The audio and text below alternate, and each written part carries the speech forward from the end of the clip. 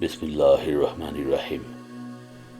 ইসলামের প্রাথমিক যুগে ইসলামকে ধ্বংসের হাত থেকে রক্ষা করতে যে সকল অকুতভয় যুবক সাহাবী ইসলাম প্রচার ও প্রতিষ্ঠায় বুকের তাজা খুন ঝরিয়েছিলেন, হামজা বিন আব্দুল মুত্তালিব রাদিয়াল্লাহু আনহু ছিলেন তাদের অন্যতম।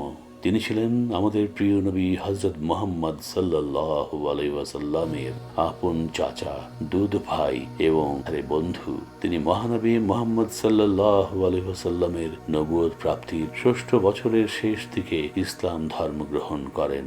ইসলাম গ্রহণের পর হামজা রাদিয়াল্লাহু আনহু অনেক জিহাদে অংশগ্রহণ করেছেন। তৃতীয় হিজরির ৭ই শাওয়াল শনিবার সকালে সংগঠিত উহুদ যুদ্ধে ওত পেতে থাকা শত্রুর বর্ষার আঘাতে হযরত হামজা বিন আব্দুল মুত্তালিব রাদিয়াল্লাহু আনহু শাহাদাত বরণ করেন। ইন্না লিল্লাহি ওয়া ইন্না ইলাইহি রাজিউন। এই যুদ্ধে তার বীরত্ব ছিল কিংবদন্তি তুল্য। প্রতিপক্ষের অভ্যন্তরে প্রবেশ করে তিনি সিংহের মতো বীর বিক্রমে লড়াই করছিলেন। তিনি দু হাতে এমনভাবে তরবারি পরিচালনা করছিলেন যে শত্রুপক্ষের কেউ তার সামনে টিকতে না পেরে সবাই ছত্রভঙ্গ হয়ে পড়ে।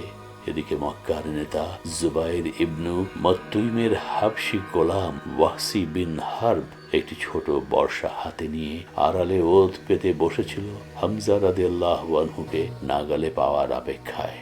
জুবাইর বদর যুদ্ধে নিহত তার চাচা তুয়াইমা বিন আদি হত্যার প্রতিশোধ নেওয়ার জন্য ওয়াহসিকে নিযুক্ত করেছিল হামজা রাদিয়াল্লাহু আনহুকে হত্যা করার জন্য, আর এর বিনিময়ে তাকে মুক্ত করে দেওয়ার ঘোষণা দিয়েছিল। যুদ্ধের এক পর্যায়ে সিবা বিন আব্দুল ওঝা হামজার সামনে এসে পড়লে হযরত হামজা রাদিয়াল্লাহু আনহু তাকে আঘাত করেন। ফলে তার মাথা দেহ থেকে বিচ্ছিন্ন হয়ে মাটিতে পড়ে যায়। তারপর হামজা রাদিয়াল্লাহু আনহু তিনি দ্রুত গতিতে সামনের দিকে অগ্রসর হতে থাকেন। এদিকে বর্ষা তাক করে বসে থাকা ওয়াহসি সুযোগ মতো হামজা রাদিয়াল্লাহু আনহুর অগোচরে তার দিকে বর্ষা ছুঁড়ে মারে, যা কিনা হামজা রাদিয়াল্লাহু আনহুর নাভির নিচে ভেদ করে ওপারে চলে যায়। এরপরেও তিনি তার দিকে তেড়ে যেতে লাগলে হঠাৎ করে মাটিতে পড়ে যান এবং কিছুক্ষণ পরেই শাহাদাত বরণ করেন।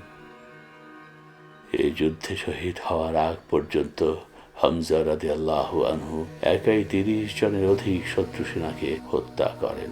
আবু সুফিয়ানের স্ত্রী হিন্দ বিন উতবাহ বদর যুদ্ধে তার পিতার হত্যাকারী হামজা রাদিয়াল্লাহু আনহুর উপরে প্রতিশোধ নেয়ার জন্য তার বুক চিরে কলিজা বের করে নিয়ে চিৎকার করতে করতে চিবোতে থাকে এবং তার নাক ও কান কেটে গলার হার বানায়। এই বীর যোদ্ধাকে উহুদ প্রান্তরে শহীদদের কবরস্থানে সমাহিত করা হয়।